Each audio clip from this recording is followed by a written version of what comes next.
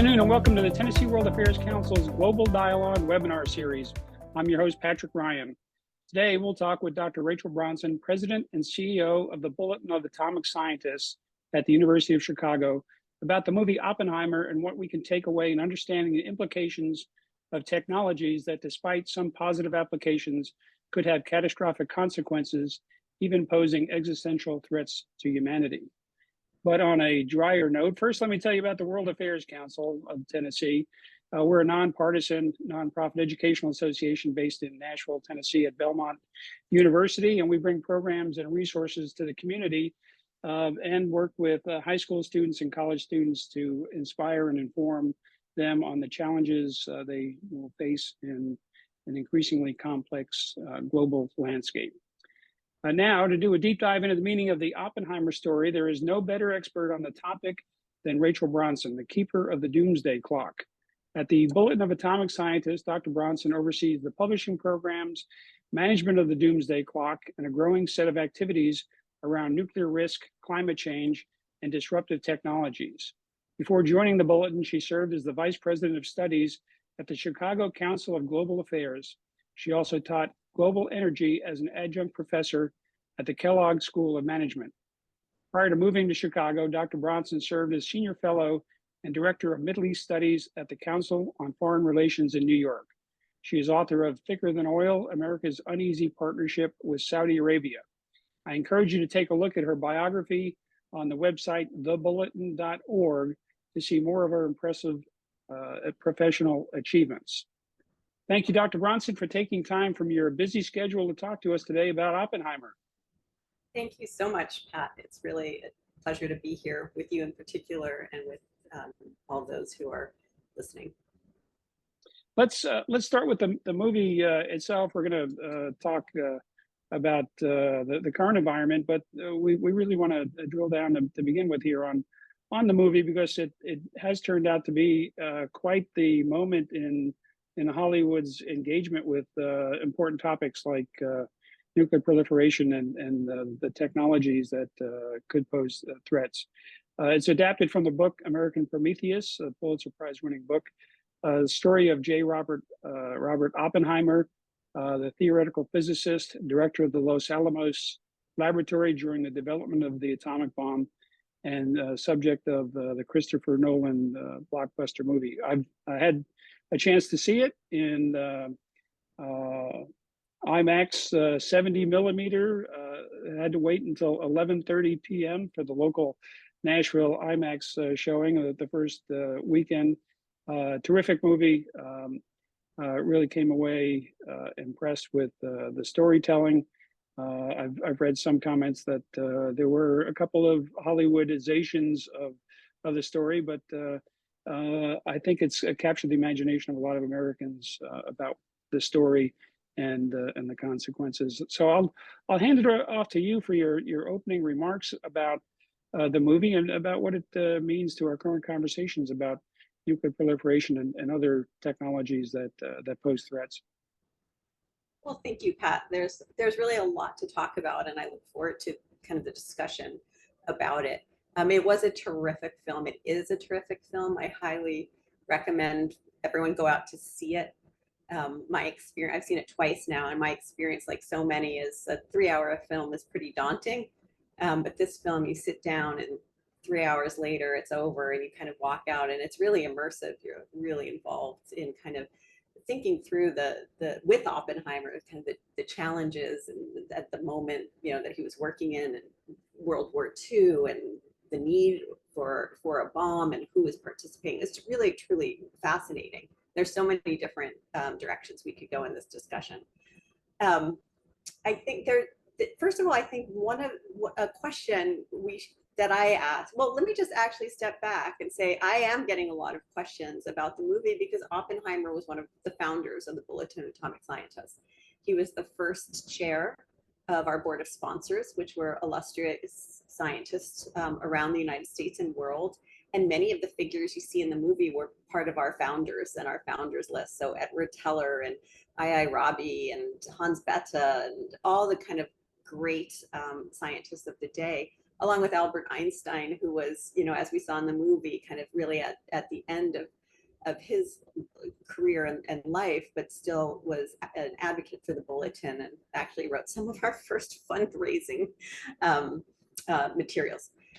So we've been thinking about this for quite some time, for the past year or so, knowing this movie was coming out. And I really do recommend that if folks are interested, they take a look at the Bulletin's website. We publish every other month a magazine, and we have one devoted to Oppenheimer, and our publisher made it free. So it's free to the public and just phenomenal content. So if you want to go down the rabbit hole after seeing the film, that's one rabbit hole that you can go down. There's a lot of material there.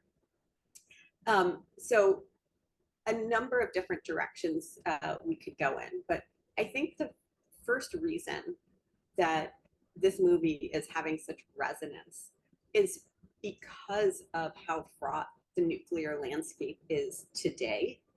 And it gives us a way to talk about these really complicated issues over the dinner table and in elevators with our friends in ways that, quite frankly, could feel kind of weird without the movie, right? It's hard to say, how are we doing on nuclear security, or are you worried about nuclear weapons? Raising that in any context can seem a little intense, and it is, but this movie is allowing us to have these conversations and start thinking about nuclear weapons again in a way that I think in our ether, we have the sense that it's more present than maybe we're aware, or more present than we're making it known. And so, we see huge audiences among young people. People ask, are young people concerned? We see a huge young audience who've grown up with threats from North Korea, fights over the Iran nuclear deal. During President Trump's administration, a kind of a casualness around whose button is bigger than the others, and trips to North Korea. And of course, we're now living through and within the Russian invasion of Ukraine, that for the first time, a leader of a major nuclear state is threatening nuclear use. And all of this kind of is put up on our screens and in front of us regularly in a way that seemed impossible a decade or two ago, that we would be talking about not only a conventional land war in Europe, but a Russian invasion and the threats of nuclear weapons. And whether it's the threat of nuclear weapons or using Zaporizhzhia and nuclear power plants as landmines, if you will. So it's hitting at this moment when I think many people are feeling that things are not going in the right direction around nuclear weapons. And we see Oppenheimer struggling with, how do we manage the situation? The scientists understood back in the mid-40s that there was likely to be an arms race, and there weren't guardrails, and having to figure out what a governance system should look like. And I think very much we are in that moment now. So that's one area. And I don't know if you want to dive deeper into that, or we can talk about some other areas. So let me just stop and ask you, should we stop there, or do you want to go into some other areas that are, I think, this movie surfaces for us? Well, I think we'll get into the related conversation about the technology and global governance of technologies and so forth. But tell us what you're an expert in the field, and you saw the movie. What jumped out at you as key lessons in the conversation? There was I think there was only one scientist. They were pursuing the bomb because we thought Germany was going to get the bomb. One scientist left the project after Germany threw in the towel in World War II, and the others continued to work to complete the project. There's the conversation.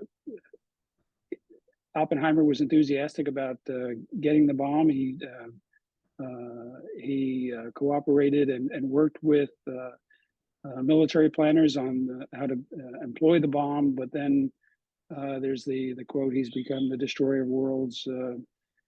So he was clearly conflicted. And then, as it turns out, he was against the development of the hydrogen bomb. He was pushing for international controls. So as we screen the movie in our minds here, walk us through a little bit of your reaction to how it played out.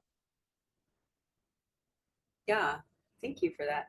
You know, I think as I was sitting there watching the movie, the history of who these people is really important to what we're understanding. Many of these scientists in this Manhattan Project are refugees from Europe. They had fled.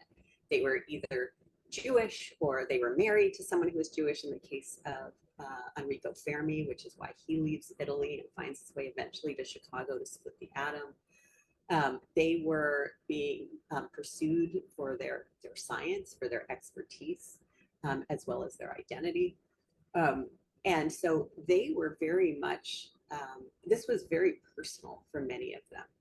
And so, and of course, the others who weren't directly connected had siblings overseas fighting, right? So the existential nature of the war that they were embedded in was very, very present, and especially in the European theater of operations. But as they moved to Japan as well, a very, very deadly, catastrophic war with casualties, the numbers of which we can barely comprehend.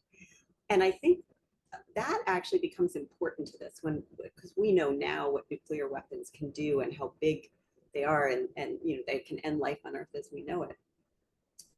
But these were being built at a time where you have the bombing of Dresden with tens of thousands of people dying at the hands of repeated bombs. And the Battle of Tokyo, the firebombing of Tokyo, which had happened before the bombs were dropped, just a few months before, but a few months before, had casualties that exceeded the casualties of these nuclear weapons. So the scale of the destruction and the casualty of what World War II was like, I think that context becomes very, very important to what's going on. So I'm sorry, I think we're having some sort of technical difficulties on my side. And You're fine. We can see you and hear you very well, Rachel. Okay. Thanks. Okay, sorry about that. I think that needs to absolutely shape how we understand the physicists and the scientists. So when they're what you hear, and it's just a line that goes very quickly, but they're sitting in Washington, and I think it was the Secretary of State at the time, but it may have been an assistant secretary, as they're beginning to chart out the targeting.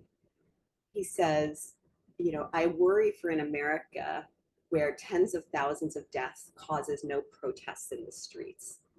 And then those sitting listening say to him, well, Pearl Harbor and will do that.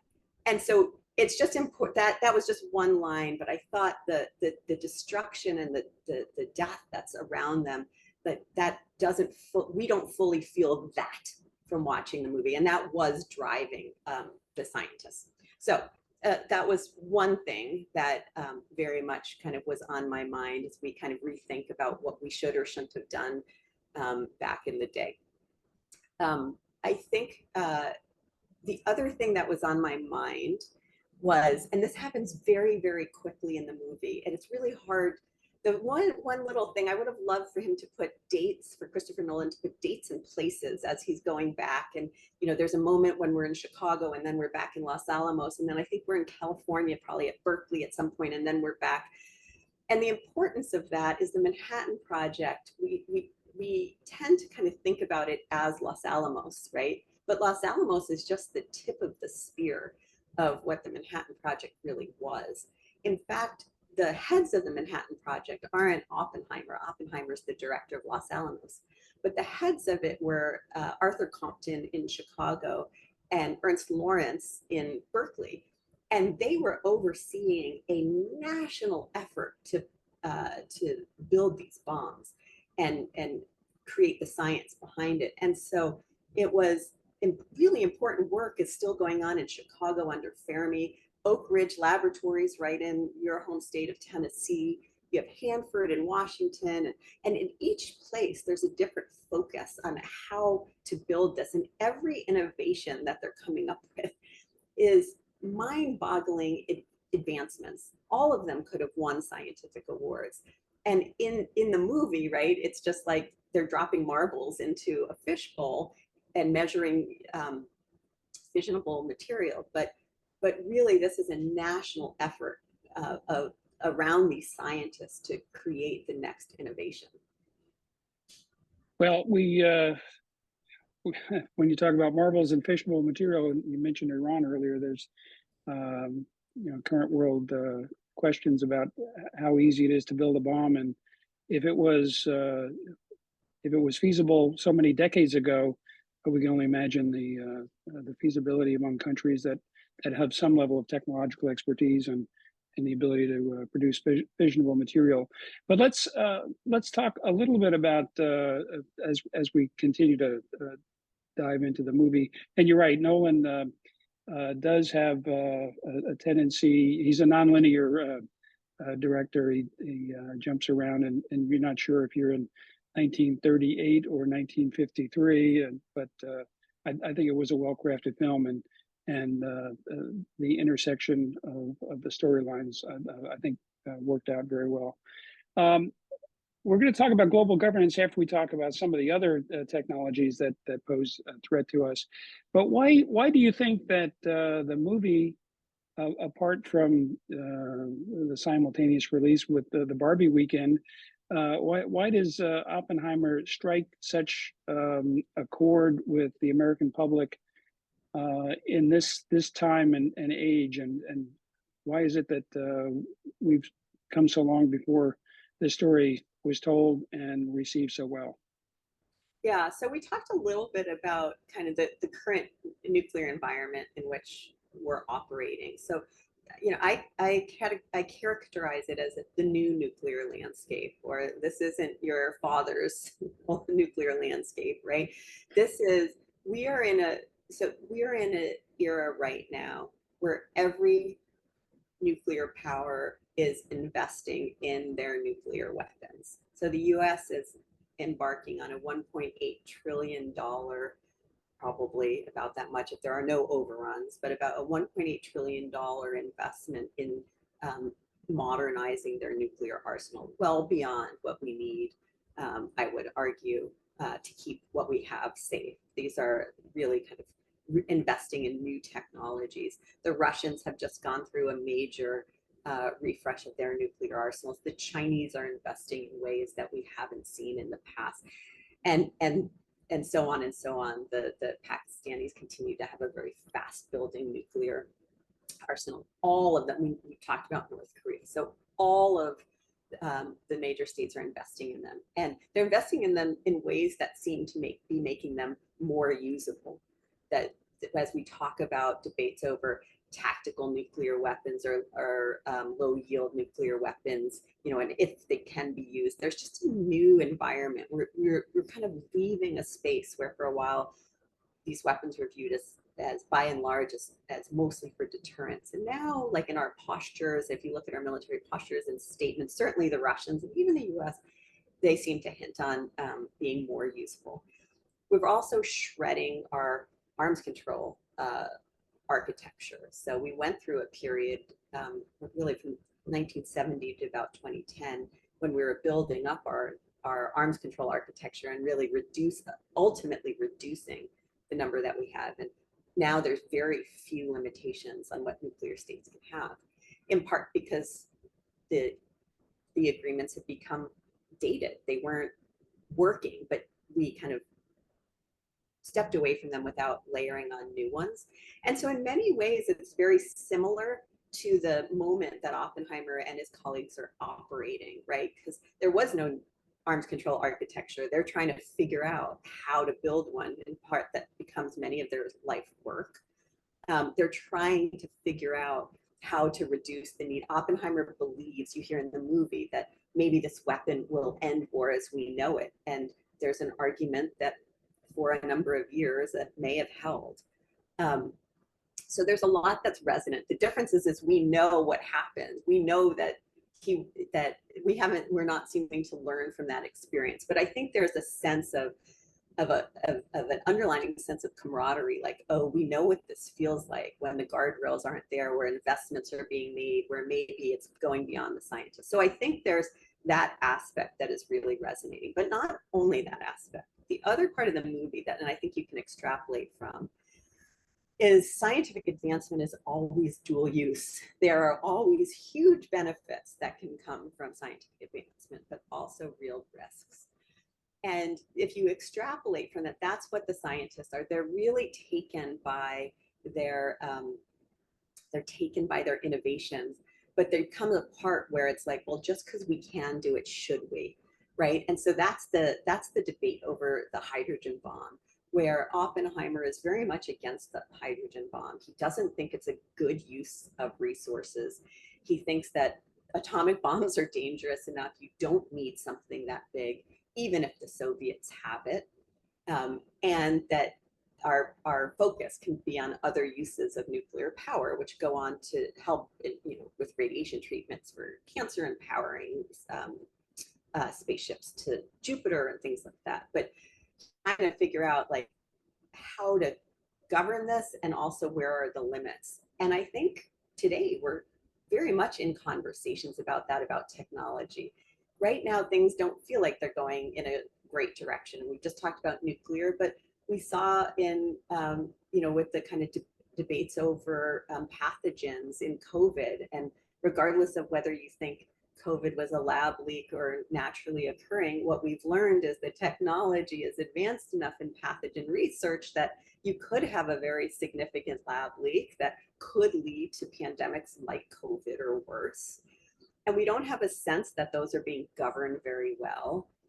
You can look at artificial intelligence, and literally we're having a battle right now about, is AI an existential threat or not? And you have Jeffrey Hinton stepping down, like literally the father of AI, just like Oppenheimer was the father of the atom bomb, the father of AI, stepping down because he doesn't think this is being managed very well. And being referred to in the New York Times as having his Oppenheimer moment.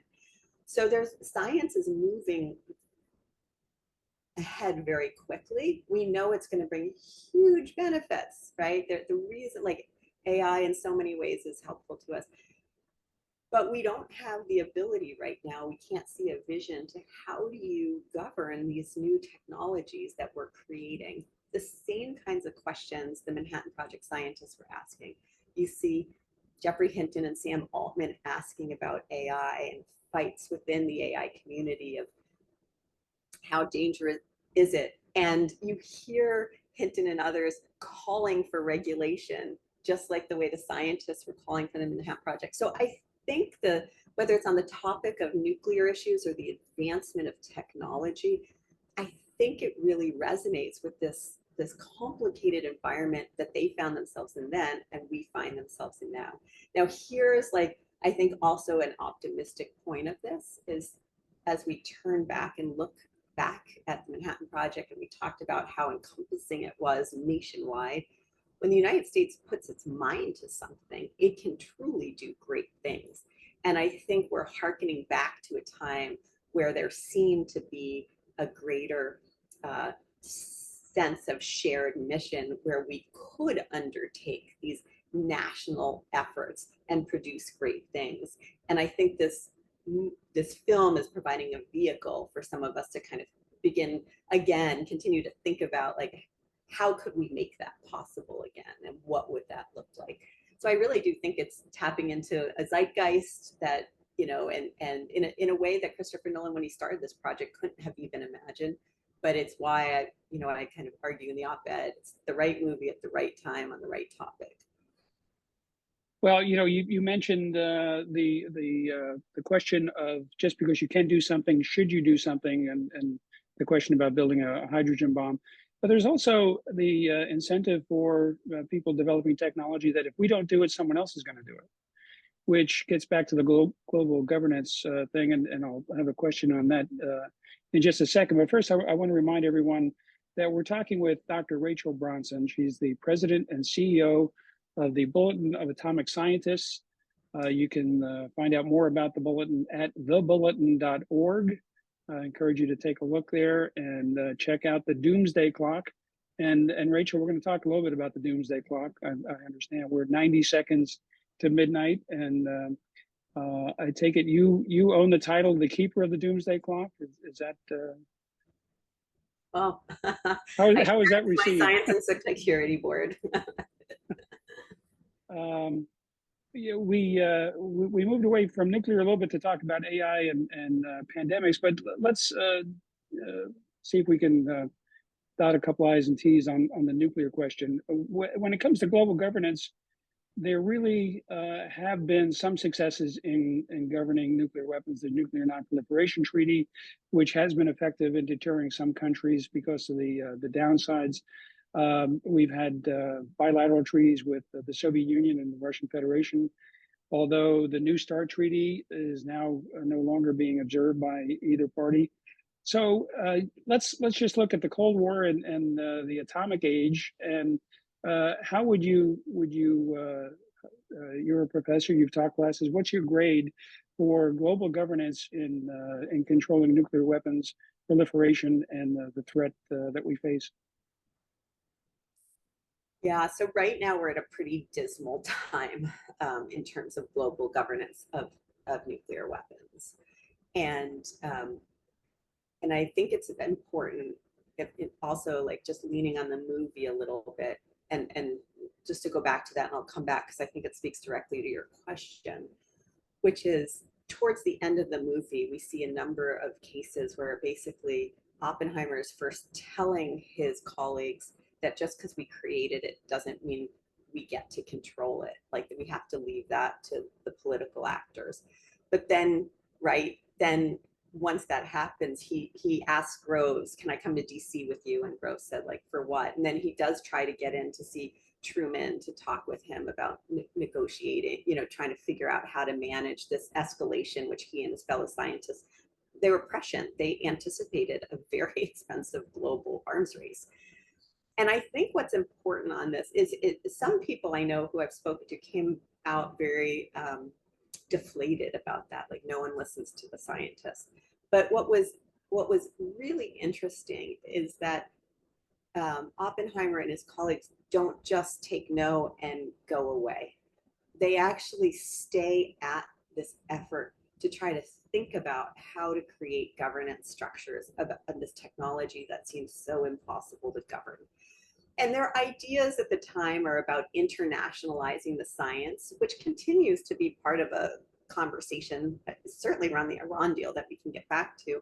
But they have those, they are trying to build track two, what we call track two conversations, or like meetings between scientists in Russia and the US. And we have Pugwash, is evolving, but they stay very active in this and ultimately create institutions like the Bulletin and others where for the next 15, 20 years, I mean, up to the present, but at the time, the next 15, 20 years, there's very raucous debates about what's the best way to keep us safe. Is it arms control or is it abolition, right? Do we have to get rid of all nuclear weapons, or if we have about as much as they do, is that keeps us in sort of a posture of mutually assured destruction?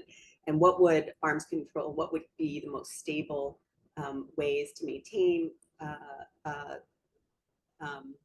of strategic parity? So these kinds of issues are debated, and many of the conversations around technology and strategy emerge in the 70s, as you're talking about, in arms control agreements that really do control, as you mentioned, the proliferation around the NPT, uses around nuclear power, important agreements around testing, above ground testing, below ground testing, no testing, important agreements about reducing numbers, important important developments around removing certain weapons that were particularly provocative. All of that comes out of this thinking. So one of the things that I take away from it is like these things take time. When we look, and the problem is, right, these weapons are so dangerous. We have to have some urgency around it because we don't want to wait another 20, 25 years until we're able to start responding. But to me, it's inspiring that they face such daunting challenges and they stayed at it and they created institutions that bring others in it. So bringing that up to the present, you were asking the question, you know, what's my grade?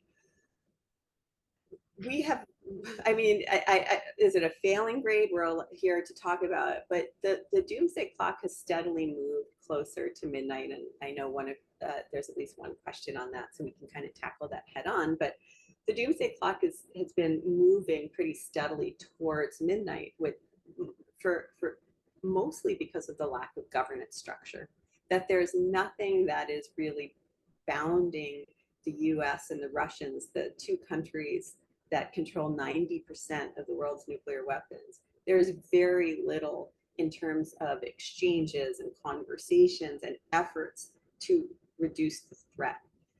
And I think for many of us looking at it, the time does not feel right for it, which is we cannot find ways to actually engage with each other productively on these issues. And now we also have the Chinese who are investing very heavily, who seem very uninterested in any sort of negotiation. So this is not to say it's easy, but it's too dangerous for us to throw our hands up and say, we'll never be able to figure this out.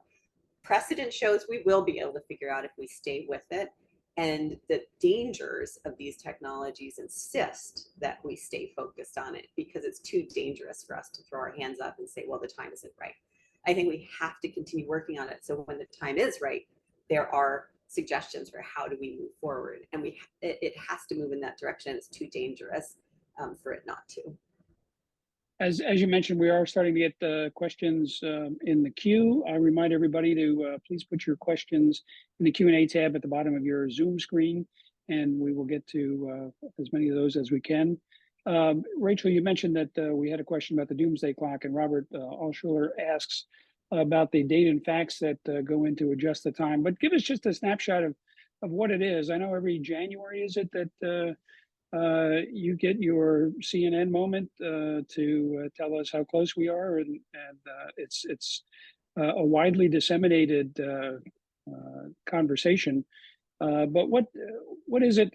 How did it start, and how is it instructive to us? Sure. Okay. So very quickly, the first Doomsday Clock was created by an artist, Martil Langsdorff, who was the wife of Alexander Langsdorff, a Manhattan Project scientist and a founder at the Bulletin. And they were, it was 1947, so the Bulletin was created in 1945. We had a black and white bulletin that we put out, but the communication channels of the day were a magazine, right? Time magazine, Life magazine, that's how people were communicating most effectively. And so the Bulletin of Atomic Scientists becomes a magazine, and they need a first cover of their first magazine. So they go to Martil Langsdorff to design the first cover. And it's a magnificent story of art and science coming together. She was an artist, but she understood the urgency that her husband and his colleagues were feeling, and how dangerous the times were, and how much they needed the American public to engage. And that was really the mission of the Bulletin, and trying to generate interest and support and education around these issues. And so she creates a clock, and it's set at 7 minutes to midnight, and it's set in that quarter, the kind of last quarter of the clock that is kind of so famous right now, at 7 minutes to midnight, because as she says, that was pleasing to her eye. Right, so it's a design, but the pleasing to her eye is also, it conveyed the message that the scientists were trying to share. It was urgent. It was in our hands to pull it backwards, but we had to be engaged. And so it's 1947, right? By 1949, the Soviets explode their atom, and the editor of the Bulletin moves the clock closer to midnight. And then in 1953, both the Soviets and the Americans had now tested the hydrogen bomb, and he moves it the close back to 2 minutes to midnight. So this very static design becomes dynamic in a way that was very unique before you had GIFs and things like that by the early 50s. And over the years, at first the editor and then the Science and Security Board set the time on the clock. So how is the clock set now? If you look, and it's all detailed on our website, but it's the Science and Security Board of the Bulletin of Atomic Scientists that sets the clock. And if you look, you'll see it. We have nuclear experts, we have scientists and security experts, and if setting it, and they're across the issues that we focus on. So every year, when we sit down to start our in-person discussions, we're talking throughout the year, but in November of every year, we sit down for the in-person discussions. I ask the Science and Security Board, are we safer or at greater risk? Is humanity safer at greater risk this year compared to the last year? And this year compared to the last 75 plus years we've been asking the question. Those are big questions, and they are answered in different ways, right? But so until 2009, I believe it was either 7 or 9, you could answer that question by focusing on the nuclear threat. But by 2007, I believe it was, you couldn't answer that question anymore without including climate change, right? So you couldn't answer, is humanity safer or at greater risk? Climate was, and that's when we defined climate as a second existential threat, although we had been publishing through the late 60s and early 70s on climate change. So we were very early to the climate discussion because we care about existential issues and man-made threats to humanity. So I asked that question, and the setting of the clock reflects the answer of the Science and Security Board of, are we safer or at greater risk? Is humanity safer or at greater risk this year compared to last year, and this year compared to the last 75 plus years? And why do we ask the question that way? Because we look at what's happened in the last year, but we also know, after we have the history of setting it, that we're trying to say something by how the clock is set, and we use our past settings to calibrate what we're trying to say. So we indeed say by 90 seconds to midnight, which is where we're at now, it's the closest it's ever been. And so when the Science and Security Board means that. Now, what is it? The Doomsday Clock is a judgment. It's a judgment among those scientists and security experts, and they delineate their explanation every year in the clock statement that we release. And I always urge people to read that statement because it gives you a better picture of why they've moved the clock where they have. And the purpose is to convey our concerns, but also to provide an opportunity for people to question whether we've gotten it right or wrong. Right. And so to say, okay, do you agree that it should be 90 seconds, that we should have moved it forward or back that year? Why? When would you have said it? Would you have included those issues that we include? What else would you include and why? And the importance of that gets us right actually back to this movie, which is these are really hard issues to talk about, whether it's nuclear risk, climate change, new disruptive technologies, mis and disinformation, all of that. They're very hard to talk about. And many of them, like nuclear issues and climate issues, are almost designed to keep the public out. They're hard to talk about. And so what the clock does is provides an entry ramp into these discussions, if you will. It gives people an easy heuristic. It's 90 seconds to midnight. Do you agree or not? And I think that's why it is used so widely throughout the year by people at the decision makers at the highest levels to school kids writing book reports, right? Because it very quickly gives you a way to jump into a very complicated conversation. And that's what this movie is doing as well. it's giving us all an entrance ramp into a very complicated set of issues that affect our daily lives and feel like they shouldn't be that difficult for us. We might not understand the nuclear technology, but we do have a vested interest in how they're governed and how they're used. And so I think that's what the clock is really this metaphor, but I see it as an accessible way to enter really difficult conversations. We can all participate in it, but it is a judgment. We are not feeding data into a computer and it's spitting us back a number. What we're doing is we're using the assessment and judgment of experts who do that for a living in their different parts of their expertise, and they come together and it's like, how does this roll up? How do we understand this moment we're in over the last year and over nearly 3/4 of a century? In the past, even just the past 4 or 5 months, we've had some really revolutionary moments in the Doomsday Clock criteria. The Moscow has said has started brandishing the nuclear weapons threat. You talked about the scientists, the AI technology people having Oppenheimer moments. We see climate change causing dramatic and drastic consequences, the heat waves we're seeing, and firestorms, and et cetera, et cetera. It seems that at some point the doomsday clock won't be able to keep up with the downward spiral of some of these events. So, I'm sure you all will figure out the best way to display these things, but we're inching closer and closer.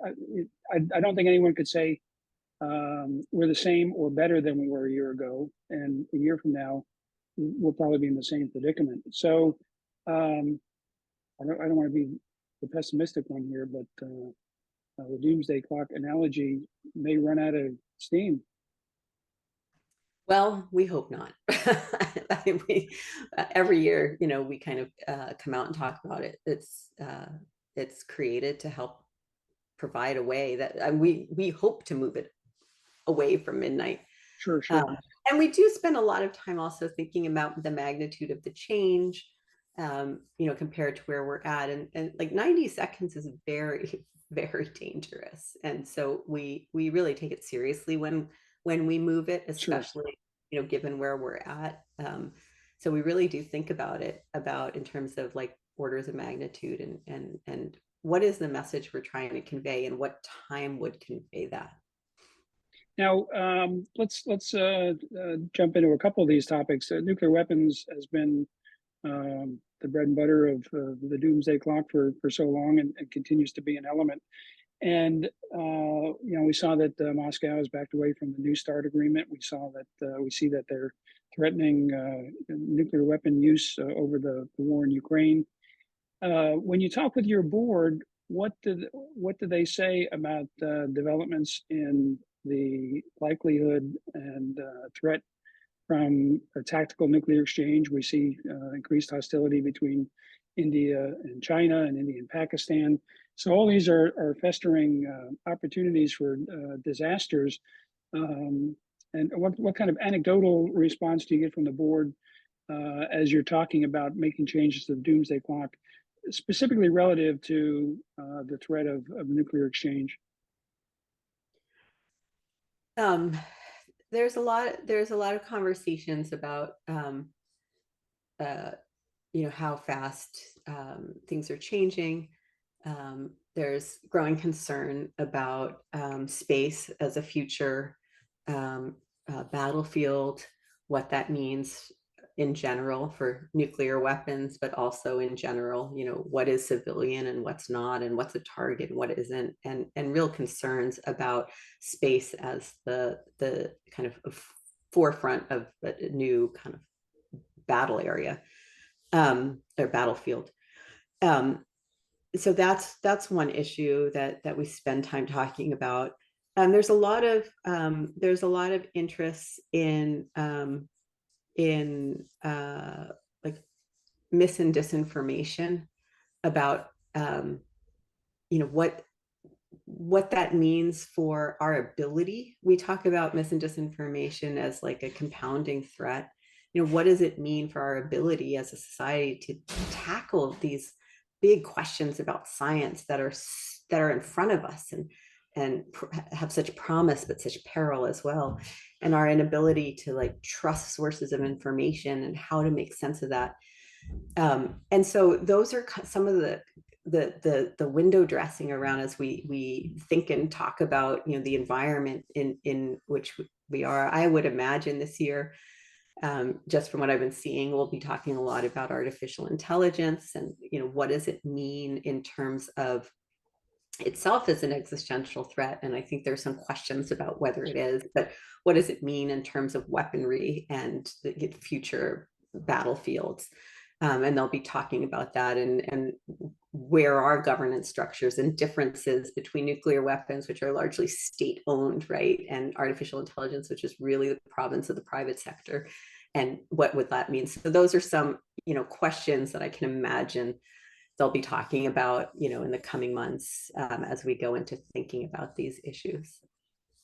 Rachel, we have another question from Robert Alshall. He asked about the organization's mission, the Bulletin's mission evolving over time, and what strategies you consider most effective in engaging the public. Oh, that's a great question. And we kind of are looking at that every day. So in some ways, let me just start with, on the 10th anniversary, our editor, Eugene Rabinowitz, was asked what were the goals of the Bulletin, of forming the Bulletin of the Atomic Scientists. And I like to repeat those because they really drive us today. The first was to educate the public about nuclear technologies. And that notion of, we would say today, engaging the public, we were founded on this belief that the public is important to democratic discourse and manage and pressuring our political leaders to do the right thing. And that continues to be our mission, to engage the public on these issues. And he talks about that, to engage the public, educate them on nuclear technologies. I think he used the term nuclear power specifically, but in it, what he meant was that these advancements are dual use, right? And we need to be educated to kind of understand where there's good and harm and how to, and really debate how to govern them.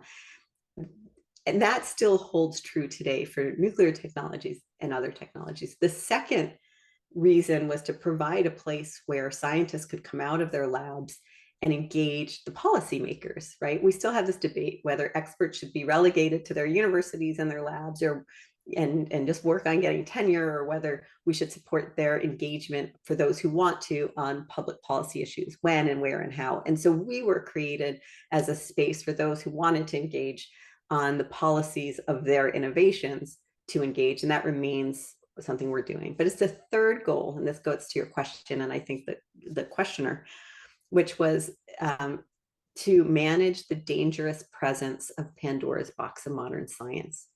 And it's a beautiful mouthful, but it's a beautiful quote, right? To manage the dangerous presence, that we needed to govern the dangerous presence, dual use technology of Pandora's box of modern science. What science was moving quickly at such large scales.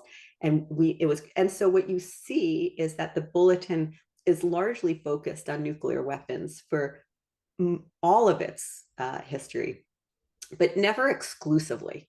And increasingly, as science is innovating and growing and expanding, the topics we cover do so as well. And so that's why the issue of climate change often comes up. And what I said before is, I'm not surprised now, knowing our history, that in 1978, we had a cover story that said, is mankind changing the environment or changing the climate? And you open it, and basically we say yes, right? They were grappling with these innovations in climate and climate sciences. They're grappling with not just physics, but they move into biology and questions of population and all these big, heady issues that they see in terms of science. And that's why we were so active around COVID. We have longstanding connections to bioweapons experts and pathogen researchers because of BWC, but we very quickly were able to say that we don't think COVID is a weapon. We don't think it's a bioweapon, but we do think that it could have come out of a lab. And we have, kind of our scientists who are looking at that. So we've always looked at these big consequential issues of the advancement of science. But the biggest one, then the poster child that remains and will always be, key at the Bulletin are nuclear weapons, because those have the greatest consequences and are the most difficult in many ways to govern. We're coming down to the last couple of minutes here, so you have questions, please get them in the Q&A tab. Victor Hugo Noguera asks Rachel to comment on the crossover between AI and nuclear decision-making. What are the consequences of using AI in the process of a nuclear power deciding when and where and how to employ nuclear weapons, especially if they feel that they're at peril? Yeah, so there's a lot of conversation about that among nuclear planners, as you can imagine, and the kind of reigning view is that humans should always be making any decisions in terms of any sort of use, and we wouldn't want to turn that over to artificial intelligence. But let me kind of step back and share with you a conversation that I was having with a member of our board of sponsors, which is yet another layer of kind of leading scientists that support the Bulletin's work. But as a leader in AI, this particular board member was saying what worries him so much is that AI just speeds up all decision making. Even if you leave it to humans to make final decisions, AI is processing the information. It's built to process the information so quickly that it's narrowing the time frame available to make decisions. And what we know about diplomacy is that the whole point of diplomacy is to broaden the time you have to make a decision, widen the amount of time that you have for leaders to be able to think about what they need to have happen and ask the right people. And so even if you are able to institute individuals in these positions, and the AI is still operating around us, right? And the information that we're getting is coming so quickly and faster. And I think if you think about the strategies of deterrence or whatever strategies we're working, they need time, and we need time to be able to see how the other side is reacting and everything. So like every other part of our life, right, the need to create space for engagement and thought is under pressure. And this is not an area that we want it under pressure, because as it is, it's already a very tight amount of time that you can make decisions. So I think that to me is the most interesting, well, there's a lot of interesting questions, but is a truly interesting one of like, how do you continue to create space for decision makers to think through a problem where information is just coming at them so quickly? Rachel, Robert Kapanji asks if there's been a more destructive atomic weapon developed since the first hydrogen bomb. I know that they've increased the power of hydrogen bombs. What's your answer to that question? Yeah, so we definitely saw over time just larger and larger tests of nuclear weapons, at the scale of which were just multiples of what we saw in Hiroshima and Nagasaki. I think one of the areas now is actually the opposite of where we're so focused in terms of nuclear strategy, doctrine, policy, is this return to quote unquote low yield nuclear weapons. So what was happening during a lot of the Cold War was, could you make a bigger and bigger bomb? Could you have a greater and greater yield? And we saw that demonstrating. But where the investments are now being made are in quote unquote tactical nuclear weapons or smaller yield nuclear weapons. And the idea was they were that the weapons were becoming so destructive that it was becoming inconceivable that you would ever use one, right? And so then the led largely by the Russians in this way, but matched by the US, an effort to now make them smaller and smaller. And many of these small tactical nukes are still bigger than what we saw in Hiroshima and Nagasaki. But what we hear out of on the Russian side now, like literally a few weeks ago, is leading Russians saying we have to use one of these weapons so that the West knows we're serious. And we can use one of those, and that will convey our a seriousness about Ukraine and where our red lines are. And so these weapons in some ways are becoming, it seems, if you look out, more usable. And now the United States, the Biden administration, but also the West, are trying to find ways to, how would they respond? And we saw, like, right after the original invasion, we saw, okay, even if they used one, there are other things that the U.S. and West could do to make it very painful for the Russians without responding with tactical nuclear weapons. But this is really untested.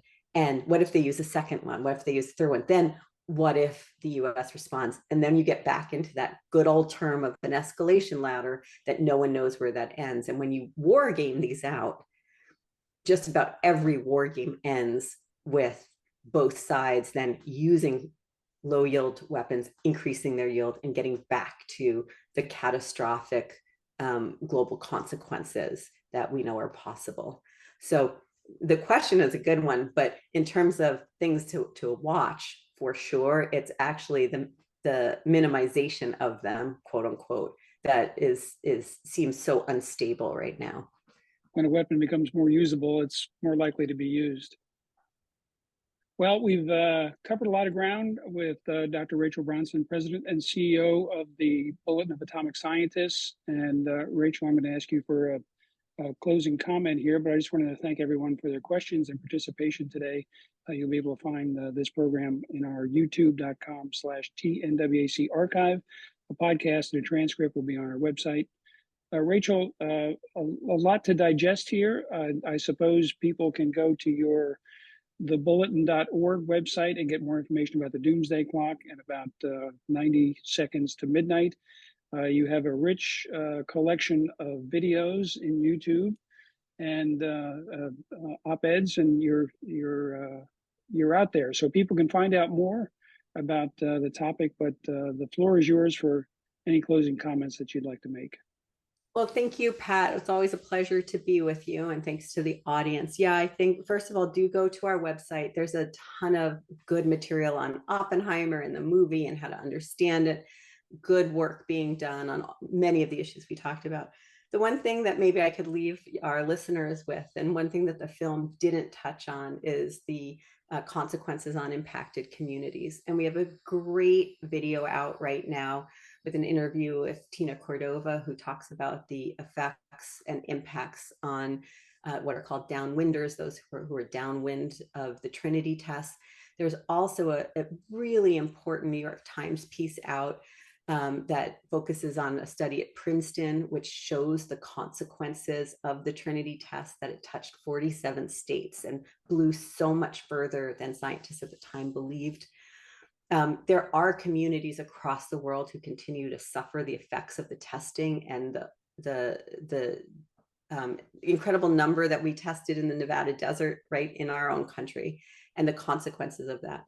And so that wasn't very visible in the movie, nor very little on the Japanese. And so I think it's really important just to remember that there are impacted communities and they're living with the consequences of these tests today. They are heroes in the story in many ways, in that they weren't asked to be. And right now, compensation efforts are going through our own Congress to widen the scope of compensation to include those who are at Trinity. And it's called RICA, and it's going through now about its Compensation Act. And I'd urge folks to look at it, because if we can encourage our political leaders to widen the scope of who gets compensated for it, it will serve justice, quite frankly. So maybe that's the last, we can leave it there. Well, thanks for that, and apologize for not getting that topic in earlier. There's certainly a lot to discuss there. It's been in the news lately, especially with the observance of the dropping of the bomb in Japan in August of 1945. But the consequences for those in and around the Trinity site and the other nuclear testing sites has been profound. And when you put a human face on the incidences of cancers and other consequences, it's really a story that more people need to know about. So thank you for sharing that. And we'll include some references to that in the transcript and the website posting. Dr. Rachel Bronson, thank you so much for being with us today. We really enjoyed this conversation of a very important topic, probably nothing more important that we could be considering. And as you pointed out, what we seek at the World Affairs Council, as you do there, is an informed citizenry who is impacted by developments in the world and steps up to talk about them with their elected leaders and in their community. But that's it for me, Patrick Ryan, President of the Tennessee World Affairs Council. Please visit our website, tnwac.org, where you can become a member. And you can also make a gift to the World Affairs Council to help our programs in global affairs awareness in the community and in schools. Dr. Bronson, thanks so much. Have a great day up there in Chicago. Thank you so much.